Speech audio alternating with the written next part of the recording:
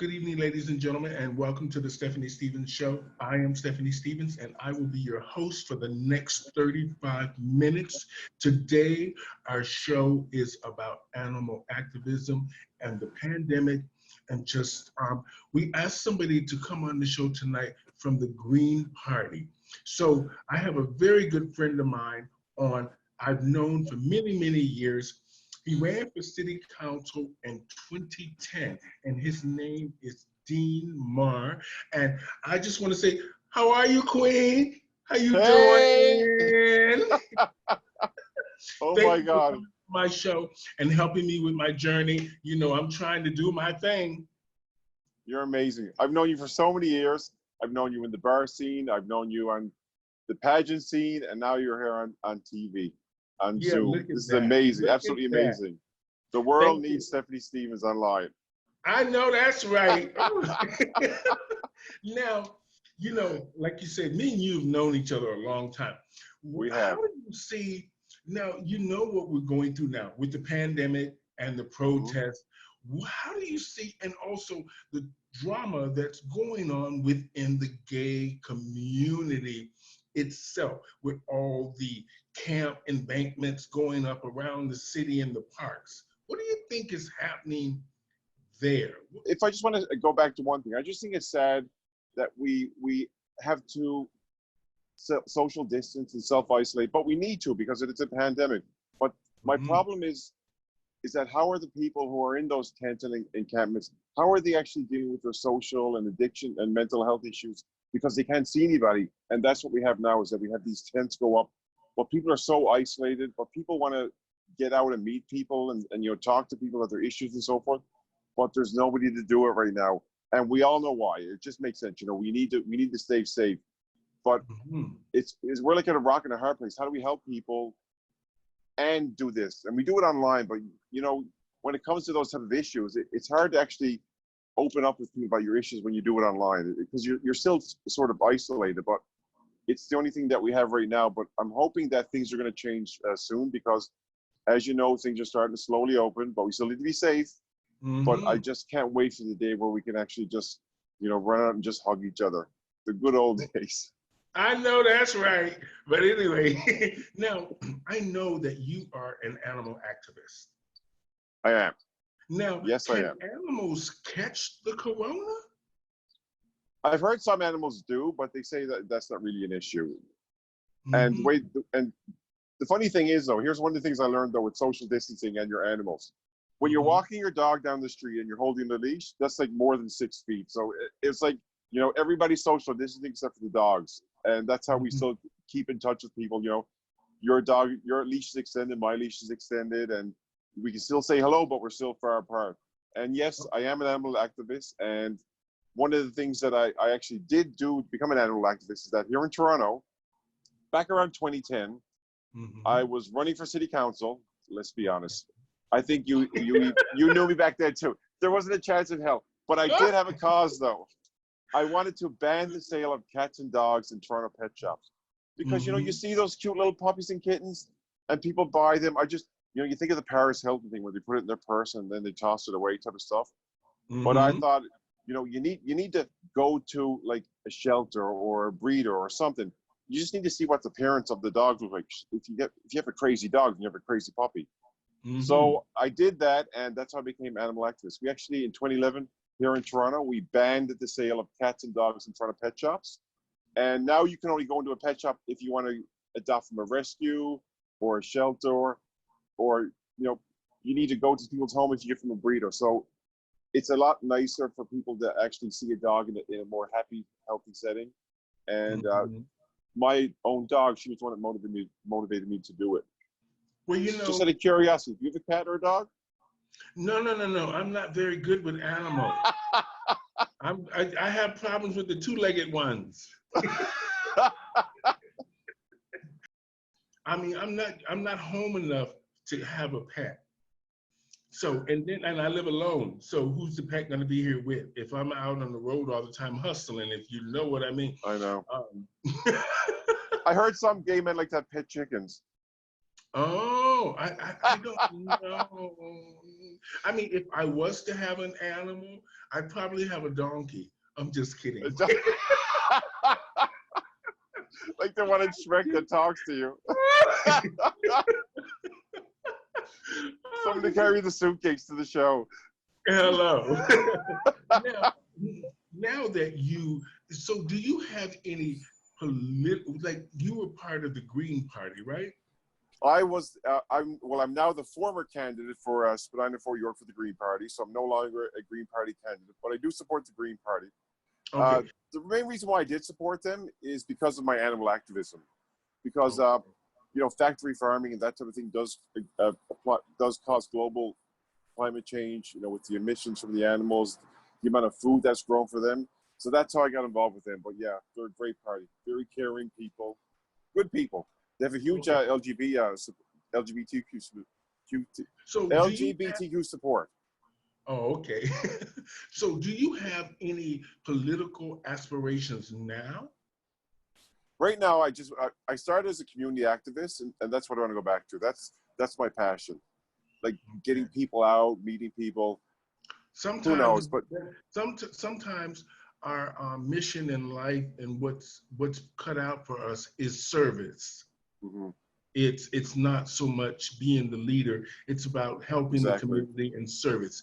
Now, as you see in the last, let's just say in the last 10, 15 years, our community, the decline in the closing of the bars, the decline of just the condition of our community. What do you think is happening? You know what's funny? When you and I were in our prime, we're still in our prime. Thank you, Dean. Thank you very much for reminding me. Back when the Golden Girls were on prime time in the 80s. But when we were younger, we went to bars. We went out and meet.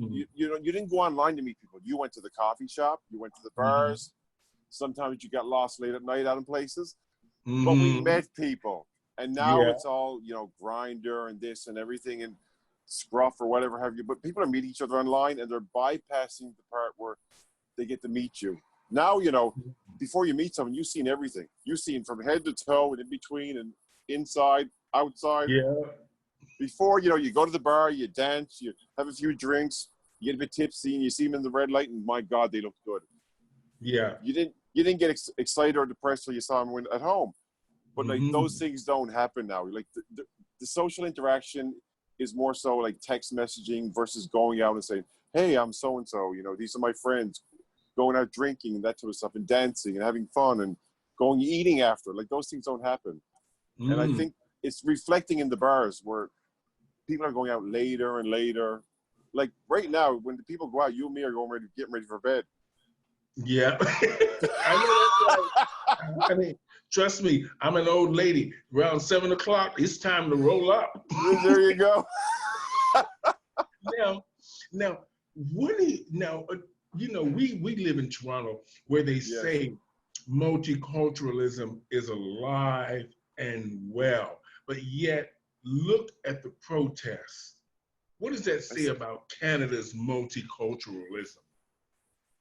Well, I say it's alive, yes. Multiculturalism is alive. Well, I don't know if it's that really well.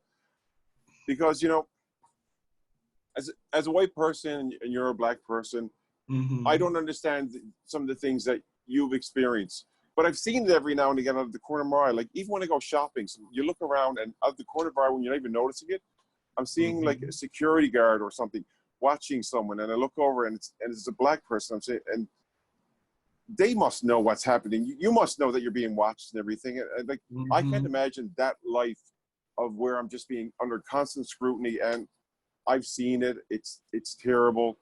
I really don't know how they're going to fix it unless they actually, we look at everything, like how laws are made, how healthcare, housing, everything needs to be taken care of. It can't just be one type of thing. But I think it's been pushed under the rug so far that it's boiled over.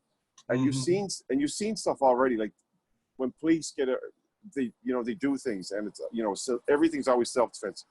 Everything is self-defense. Well, now for me, I see for a long time. I mean, I'm lucky that I had good parents that at the end of the day, no matter what I went through in the past, I didn't know that I would be okay where I am now. Right. Because my parents didn't tell me that. When they passed on, they left that to me, and I'm going to be okay. So I am lucky that way, even though I tried for many, many years to fit into the community, to do my part, to try to make money, to just be independent. Now, there's such a thing as privilege. Do you think white people automatically feel that they have white privilege and nothing and no one else matters? I'm not sure if they consciously think they have white privilege, but they don't experience difficulty as much as other people do. Like if I go to a store, I probably don't experience half the things other people do of other backgrounds. When I apply for an application, my name is Dean Marr. I'm probably considered more than somebody who has a stereotypical name that somebody has associated with with another culture, what have you. And even in the gay community, you hear people saying, "Oh, I'm not into Asian guys. I'm not into black guys," or "I'm into," and you've heard it too. It's like Oh, even in I've the heard gay it many community, times. and they say, "Why aren't you into Asian guys?" It's like this blanketed. It is racism. It really is. If you say you're not into Asian guys, sorry, but it is a bit racism. I shouldn't say a bit. It is. It just is systemic, that sort of stuff. But one thing that I think we need to acknowledge as gay people is, and you and I especially, is that the generation before us was decimated. So during AIDS in the 80s, the generation before us has been pretty much decimated, wiped out. So when we came onto the scene, who were our mentors? Like if AIDS wasn't an issue, you'd probably have a lot of black mentors. I'd probably have a lot of older guys who would teach me the way, say, don't do this, don't do that. You'd see how, but when we came into the scene, it was a free-for-all. We didn't know what we were doing. We were just like party central, and we were trying to find our own way. And I think without that, I guess that father figure-ish, it's a weird term, but that generation before us, we didn't have guidance or what have you. But now you see the generations, after us. Look, they have rights. They go to school. They date. They're openly dating in high school. They see our example, and we help them, whether directly or indirectly, show them that it's okay to be like us. We fought for you, but we didn't have that. So it makes it even more difficult for us. That's how I feel. Okay. So I can make sure we tie it all in. How Okay. do you identify? I identify myself as a gay man. I really Okay. just identify myself as Dean. I take a different look on everything. So just so everybody knows, I am a vegan. For me, every life, is equal, whether you're a cat or a dog or a person or a cow. So that throws people off a bit. But when I look at that, I think every life is so precious because they say, there are as many suns in this universe. There's more suns in this universe than there are, grains of sand on this earth. So the fact that we're all alive, we just need to respect all life. Every life is precious. I say on my Facebook page, just be kind to people and be kind to all living things. So that's my motto. I don't judge. I judge people by their behaviors. I don't judge people by any other criteria. So I don't care what you look like on the inside or outside. As long as you're kind, I'll really like you. If you're an a-hole, I'm not going to like you. Now, when you said that you were a vegan, I'm gonna be honest. For years, I was a vegetarian. A lot of people didn't know that, but when I got sick, I had my stroke. The doctors told me that I had a hemoglobin problem. I was becoming anemic, and if I didn't change and start eating meat, I was gonna die. That's what they told me. They said because everything was going in the wrong direction. Oh, So okay. but I was always wondering why I was always so tired and this and that. And then because I never could stand the smell of meat. So, but once I start killing it with hot sauce and barbecue sauce,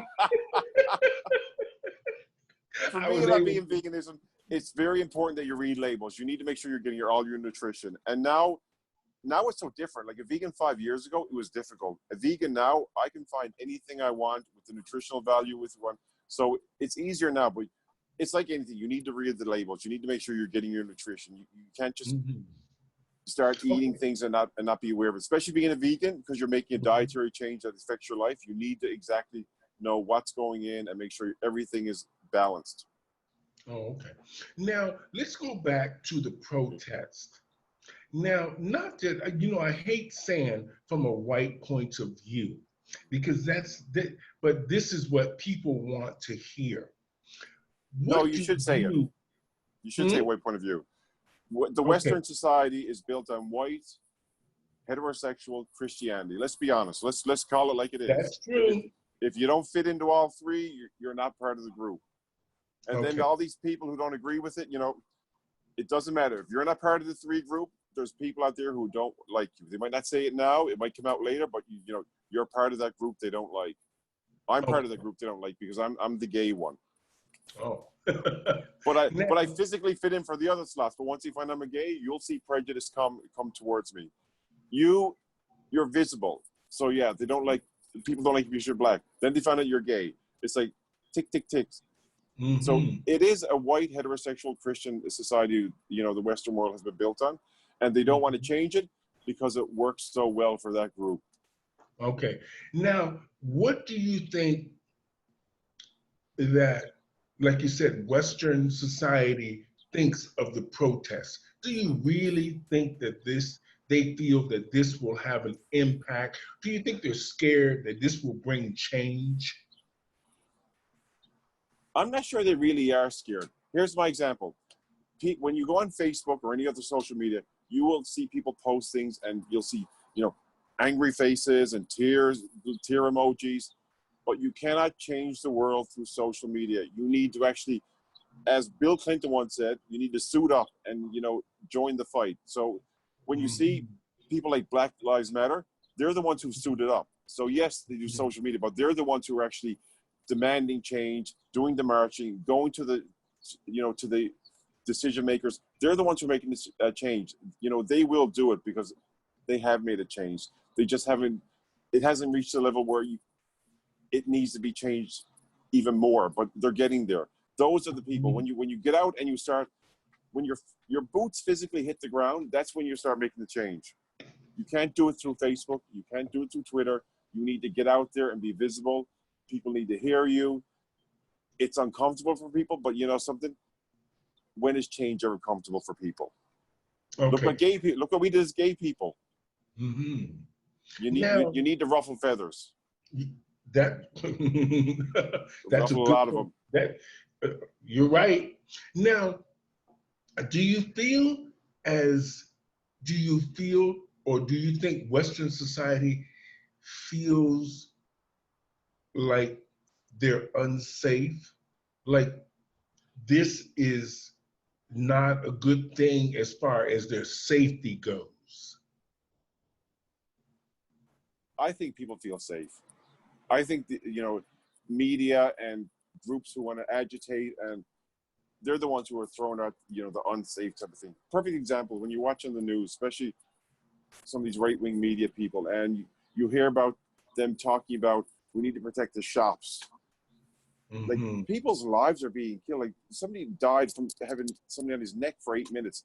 You know, the Gap can put up a new window in their store. You can't bring back a person who was just killed.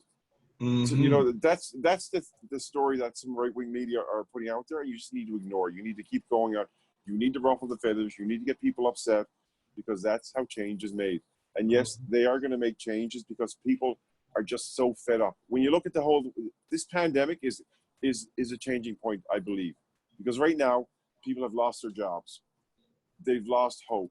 And when you have people who've lost hope and they're being oppressed and the system isn't working for them, it's hmm like, enough is enough. What do you have to lose? Right now, you're going to go out there and you're going to fight. You're going to say, you're going to listen to me. Sorry, it's hmm upset. The people who are breaking the windows, those people are not part of the fight. But something, you can deal with them on your own time because we're not stopping with our protests. We're going to make you hear us. And that's what's happening now, I believe. And I think things are going to change. Okay. Now, Do you see now? How do you figure the coronavirus and the protests? Do you think the coronavirus was more important than the protest? The coronavirus, I don't. This is how I look at it. If it was if it was coming from me, this is how I would look at it. You know, the coronavirus is something to be concerned about. But if I'm concerned that I can be killed just going to the store, Mm-hmm. or going to work, or meeting my friends, or going for a jog in the park, it's perspective. I think the actual protests are more important at this time. They really are. You know, we cannot. We need to uplift the society, but we can do it safely when people wear masks and so forth. But there Mm-hmm. comes a point where, you know, you can't use that as an example, because the virus is gonna be taken care of. We're gonna find a vaccine, but we need to stay safe while we're doing it. But Mm-hmm. we cannot keep doing generation systematic racism towards people. Mm-hmm. We need to fight back for that. But Mm-hmm. please, you know, wear a mask. Try to keep a distance. You know, because the virus is still out there. It's still killing people. But Mm-hmm. people, but I guess when people are looking at that, it's like, you know, I can't just sit back anymore. I need to get out there. I need to make my voice heard. Mm-hmm. And But that's what I'm seeing with this.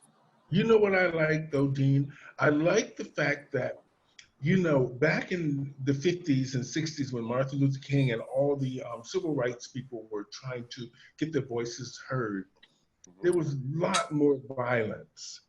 We're not Exactly. seeing as much violence now. I think because From the in protesters general, and the demonstrators.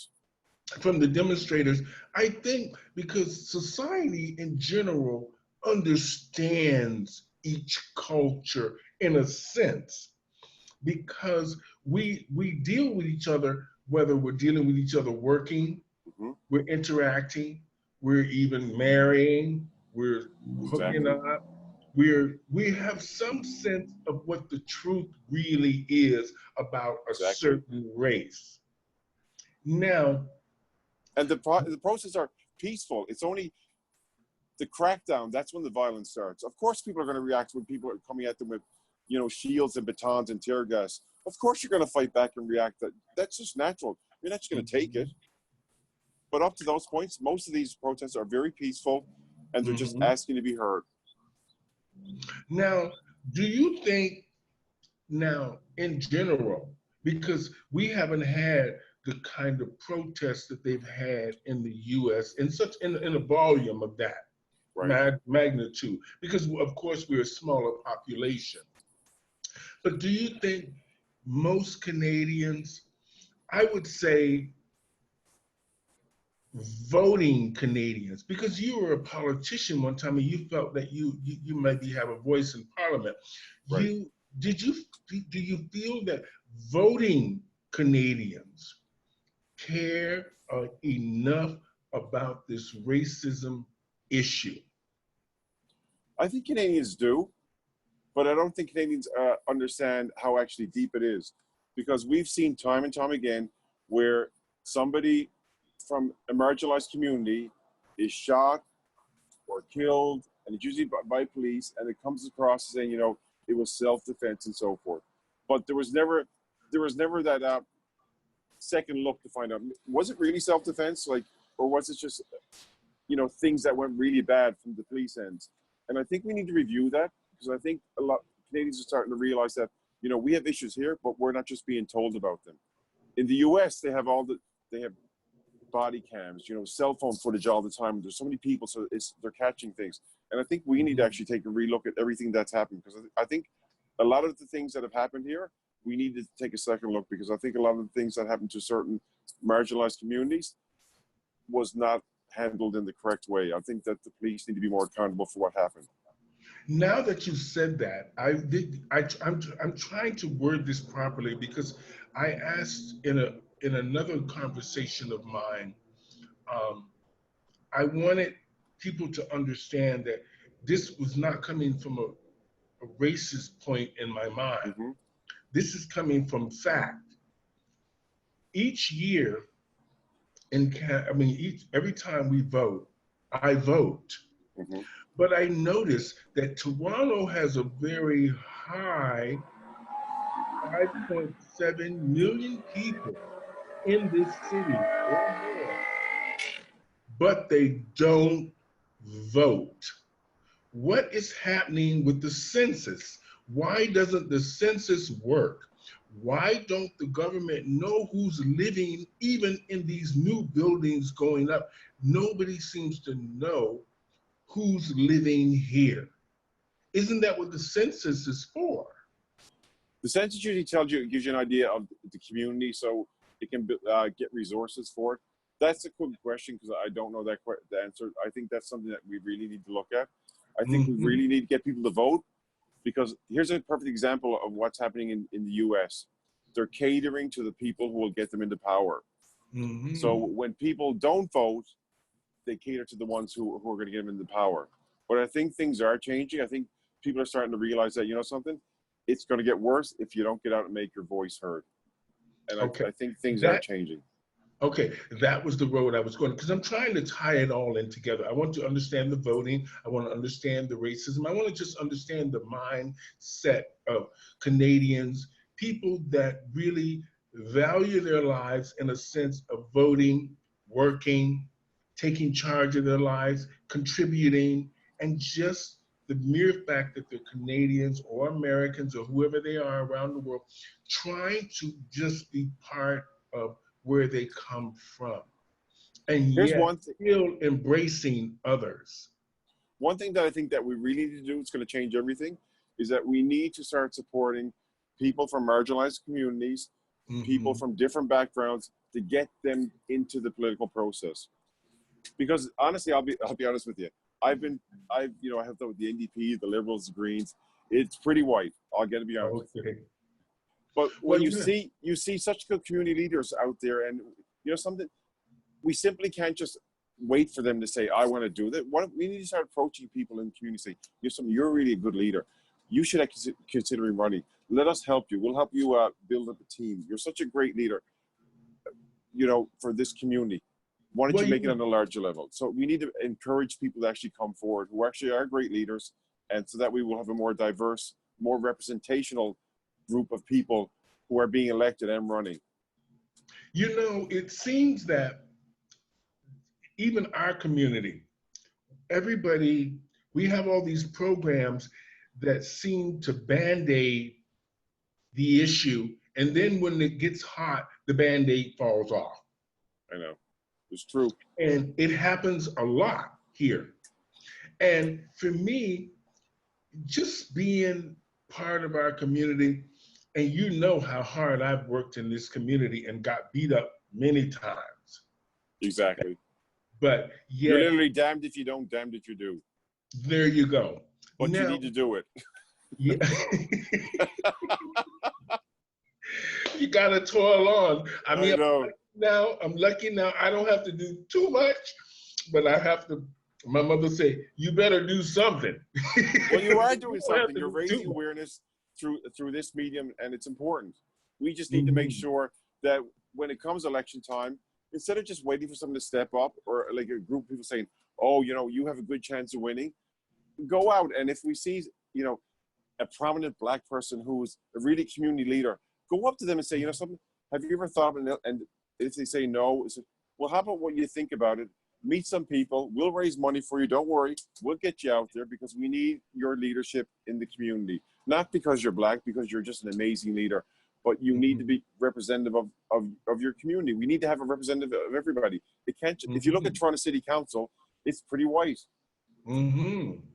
Now, for me, not that I'm picking this person out to pick on this person, Okay. but for me, I find that our community was thriving. I mean, when you think about it, Dean, 20 years, 25 years ago, which is a short period of time, Oh in my a God. sense, even though we're older now. Our prime, 25 years ago. And we were something else, but I know. Botox yeah, keeps us looking good. thank God. Ooh, Lord, that 6 zeros coming soon. But anyway, um, now a few of the politicians were from the LGBYT pronoun two-spirited community. I'm trying to say it all because somebody corrected me, like I said the other day, on this. I forgot something, and I was like, okay, and here comes an argument. But like I said, a few of the people that were in our community were politicians, and some are now politicians in a sense. Now, there's one particular person that was supposed to be looking after our community, or this is her ward. Okay. And I think I know where you're going. Yeah. So I want to know, we have done so much for her from even when she owned Timothy's. I used to perform for her when she had her photography and museum studios, and did a lot of things for her. And she was good to me, I must say. But she doesn't seem to be able to accomplish nothing on that city council for our community. Here's my answer to Is this. it that these people have gotten so rich and they just don't care about the community anymore? Because to be honest, our community is slowly disappearing. Church Street, the village, is slowly, well, but we consider it dead. You know what we need? Consider the community here dead. So it's not like it's making money anymore like it used to. It's not. Like it's closing down. Yeah, it's not like we have a cause. It's not even like we have a reason to even go on Church Street. So many bad things have happened there now. It's like an embarrassment to even walk down it. Before, we used to be grand and carrying on and acting all silly and all that. And it used to Sometimes it's hard to even be gay on Church Street now. So I don't know. What do you think needs to be done? I'm not going to say bring the village back, because that's not going to happen. But where are the young people to go? What are they to do? These kids are marching in the street now for racism and equal rights and all this stuff. What's going to happen now? We're skipping the month of Pride.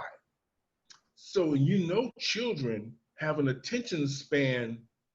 Tomorrow, they can forget about all of this and be back on social media taking selfies and trying to hook up.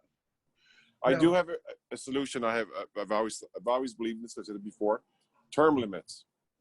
How can, an activist from any other community come in and even make a difference if the sitting councilor has been there 10, 15 years? They know all the donors. People are comfortable with them because they know they're going to predict.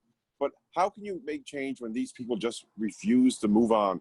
It's like it's like the car has been sitting idle for I don't know how long. We need to move them up, but they won't go.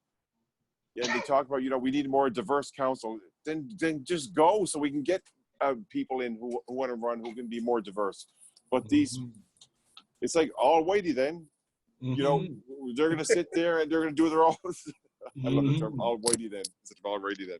But they won't move. So how can we get young members from the Black community, more people from the Asian community, trans community, Indigenous community? How can we get them into government when the old time stock just will not get out? It's like, you've done your bit, just go on, move aside. Let other people come in, let them move up to the ranks, let them bring in their own individual ideas and solutions. Can you imagine if like a new group of like 20, 30-year-olds were elected to city council and they had all these great ideas and they could solve the problems, and all the old guard that's been there for like 10, 20 years have just moved along and went on. You go into an election for public service. Do your bit and then move on and let somebody else bring in their ideas. There's no new ideas coming in because they're all refusing to go. Now, I'm going to have just a couple more questions, then we're going to wrap it up. Okay. Now, where do you see the future for the village itself?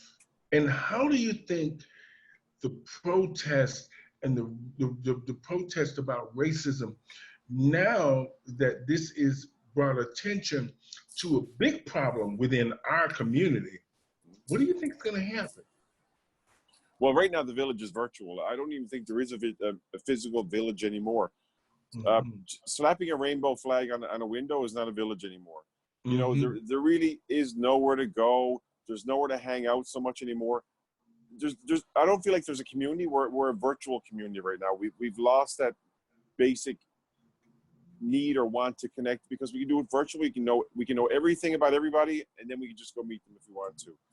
But I don't think that the politicians are taking the money that's coming into the city from all these developments and helping us set up spaces where we can meet, where we can congregate, where we can empower people within our community, like the indigenous people, the Black community, the Asian community, the Latina community.